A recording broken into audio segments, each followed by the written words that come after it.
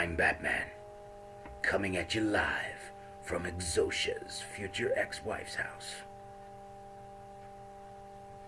Yeah, what's going on there, guys? This is Exosha here, coming at you live, disguised as Batman. So, oh, that's a little paint. That's not jizz, it's paint. Anyway.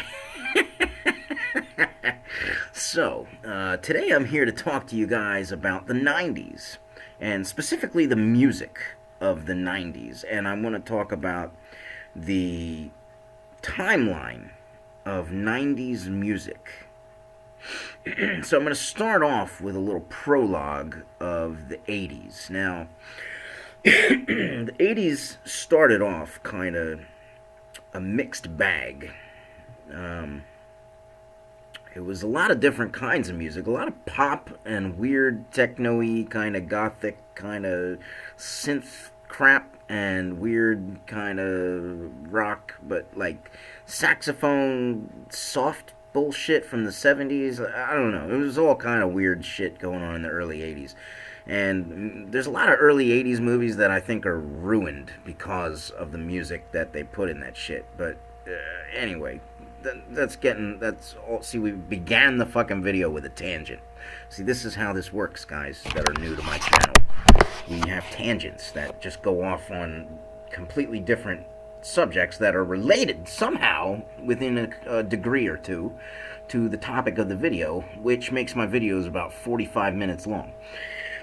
So, back to the 90s. Now, or back to the prologue of the 80s. So, then the late 80s came, and it was all somehow transitioned to glam metal, hairband bullshit, which some people still like today, and some people despise, and some people just think it's funny because it was, such shit that I can't believe,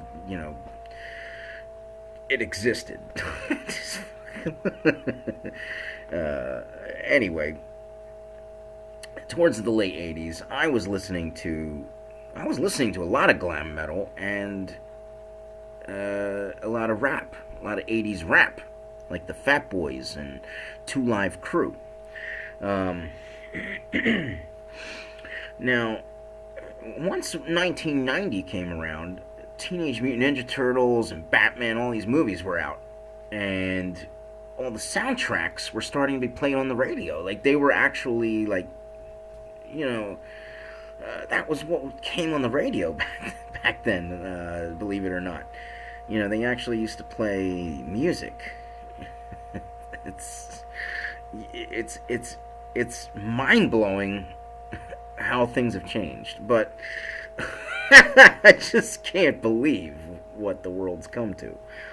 But so when the 90s began, there was kind of like still a sense of the 80s left for the first year and a half.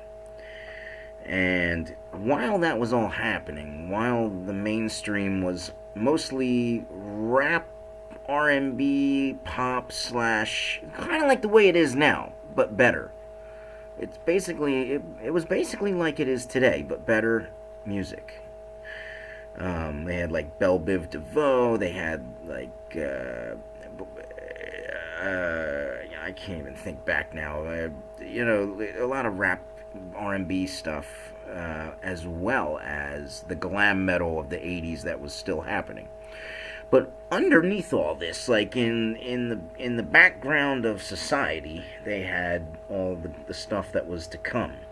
All the Nirvanas and the Alice in Chains and the Stone Temple Pilots and the fucking all that, the grunge bands that were playing to lesser crowds, building bigger fan bases and gaining label attention, while most of the bands were signing to major labels.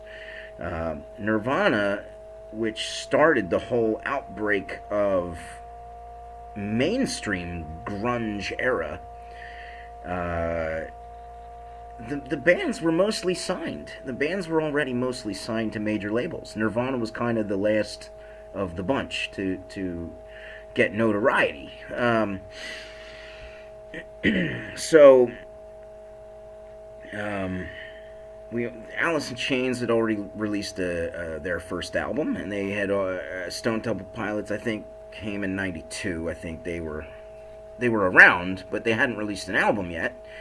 Pearl Jam, I think, released their album in '91, and there were bands that never really got well known, like Screaming Trees, and Soundgarden was around. Soundgarden was around in the I think they released an EP in the late '80s. I think '87. I think they had something to say, whatever the hell it was called. Something to say or nothing to say. But it's a good song, whatever it is. And then they released. I can't remember the name of their first album. I think it was Ultra Mega OK, or maybe there was one before that. Anyway, they were around in the '80s, and Nirvana was around in the '80s. All these bands were around in the '80s. But Nirvana were the last ones to be signed to a major label, and I'm not sure why. I don't really even know how they. I don't really know how they got recognized, how they were discovered, because the album they had released in the '80s, Bleach, there's a whole bunch of new fans that are fake fans, or even some of the fans that were around back then, who are all, yeah, I like Nevermind, but I know about Bleach, and most of those people probably never even heard Bleach. They just know about it and think they're Nirvana fans because they know about Bleach. But a lot of people who are supposedly Nirvana fans don't really even know what Nirvana sounds like beyond the singles from Nevermind. So there was the whole grunge explosion in '91 that happened in September of '91 when actually it was more '92, because first Teen Spirit video was Nevermind was released in '91, September of '91, but the video was released in '92, I believe, January maybe, somewhere early '92, and I'm pretty sure that's when it was. And believe it or not, when it first came out, I didn't like them. I didn't really like it. I was still listening to rap, and I didn't really care for what I was hearing. And the only thing that made me start liking it was a band at my middle school played Teen Spirit at a talent show. And that's why I started liking Nirvana. I didn't even like them because of them. I liked them because a band from my school played Teen Spirit. So then I started requesting Teen Spirit on the radio. Because that's what we did back in those days. We requested songs on the radio. You had to call up the radio station and try to get them to play the songs you wanted to hear. And you had to get your tape recorder ready and ready for when the songs were played. And you had to record the songs. And that's what I did. I finally got it on tape. I was like, yeah. And when I found out that it was like a radio edited version of it because it was shortened, I was pissed off. So I had to go out and get the actual tape of the album, and that was it was a great album. It's a great album. Most Nirvana fans will deny that, but I still say it was the best fucking thing ever. It was why I started playing guitar. It was why it was why I started liking the music that I like today. So that's why the early '90s are so important to me, because it's basically why I became a musician. And a lot of the people that liked that kind of music back in those days transitioned with the '90s, and they started liking other crap that came out, and I still kind of like that shit. I just refused to change. So there was the whole '90s grunge thing, which started in the '80s, but it became known in the '90s, '91 in particular. Became more popular in '92 as Nirvana released more singles, and then the major labels tried to find the next Nirvana, and more bands of that nature were getting signed, but none of them were getting exposure or promoted by the labels. None of them were getting promotion. And so all the bands died off. Kurt Cobain died. Whatever your beliefs are about that whole situation, probably best to keep it to yourself because it always starts big arguments. and then music died.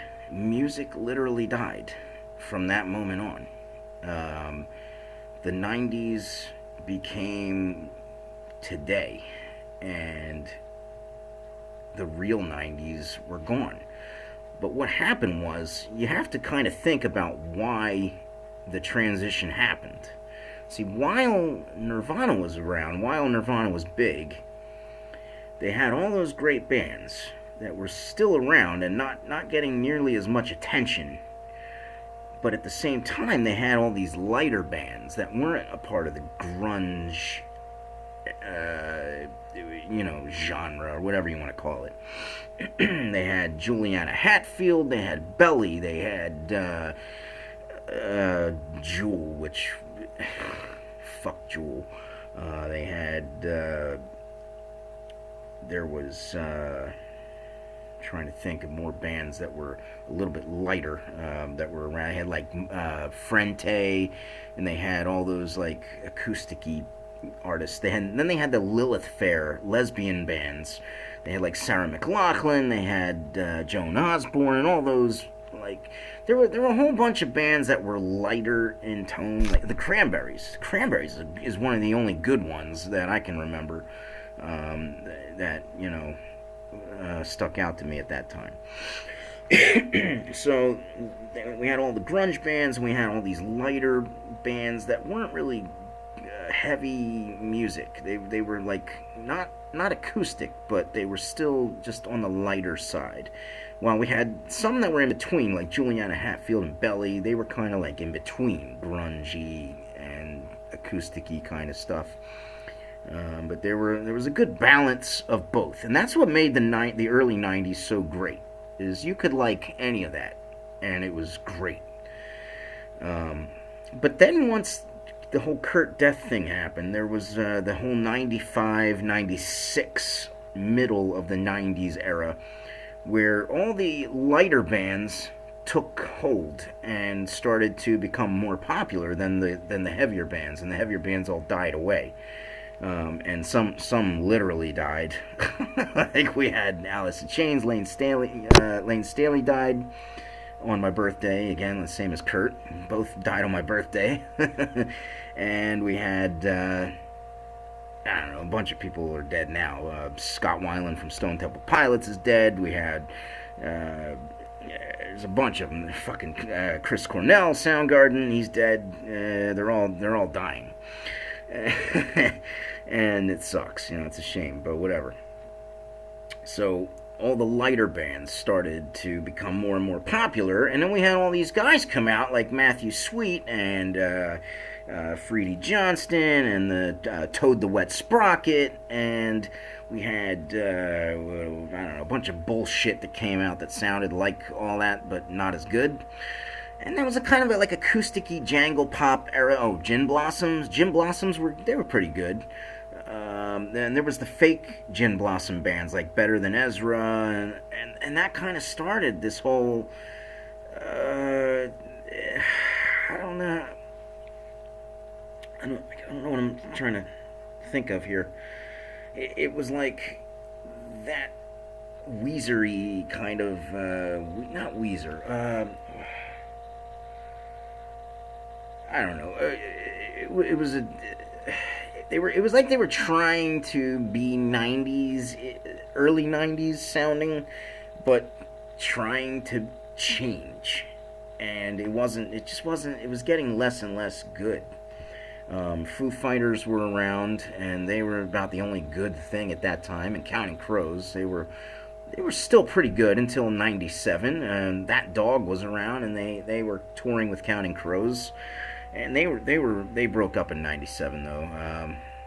So there were still remnants of the early '90s, kind of around till about '96, and then it was completely gone. Counting Crows had released their second album, and those first two albums were incredible. And pretty soon I'm going to make my top 10 albums of the '90s, and they're going to be on there. Yeah, those first two Counting Crows albums are two of the best albums ever. Um, but then '97 came around, and it was like all of a sudden we had this revival of big band swing shit. Squirrel Nut Zippers, the Zoot Suit Riot Band, I forget what they were, Cherry Poppin' Daddies. And they were really the only two that ever got popular. There were more, I'm sure, but I don't know. I don't know what any of them were called. And at the same time, we had this revival, this like punk ska bullshit that was all coming out. It was like all you heard on the radio was like fucking Mighty Mighty Boss Tones, Buck '09, fucking I can't remember any of the other ones. There were a ton of these bands. It was like a litter of fucking punk ska bullshit, and it was just a shitty music year. I mean, it was better than it is now. I'll take '97 over today any day, but I don't know how it happened. I don't understand. I mean, I even wrote a song that was in that tone, and I still have a copy of it actually on my computer.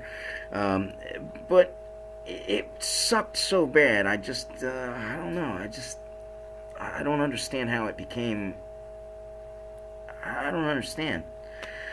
I don't understand how you transition from semi-decent acoustic-y kind of jangle pop rock bands to this bullshit fucking 50s kind of swing band revival fucking slash punk ska bullshit, fake punk ska bands. Like, what the fuck is that? Like reggae, I don't know, bullshit. Anyway, moving on to '98. Luckily, it only lasted a year, or maybe year or two. I don't know. It didn't go past '98. '98, we had Limp Bizkit and the whole fucking that whole scene. Britney Spears and this is when Today started happening in '98, and that was a shitty year for a lot of reasons, mostly musical reasons, but. That was also the year like the fucking drug addiction started. The fucking just I don't know, a whole bunch of shit happened in '98. It's a fucked up year, and now music is like music has never changed. It went back to what the very late '80s and early 1990 was. And it's like never changed. Well, it's gotten worse. It's changed for the worse. And now everything's controlled by like Simon Cowell and all the fucking X Factor bullshit, and that's the only music you get nowadays. And everything's MP3, and you gotta put your own music out for people to hear. You can't. There's no more. It's not the same. It's not the same, and it just never will be again because of the internet. The internet has completely ruined everything. It's ruined everything. Some people think it makes life easier, and I agree in some ways it does. But it's taken away so much that we used to have that we just don't have anymore. We just don't do anything anymore that isn't online. And music sucks. It sucks. Like, it physically makes me want to die. So that's basically the history, that the timeline of the '90s. Moving past the 90s, there's really not much to talk about because music has never changed. Again, it just sucked ever since 98. It's complete bullshit. And I don't know. The internet, man. Fuck you, internet.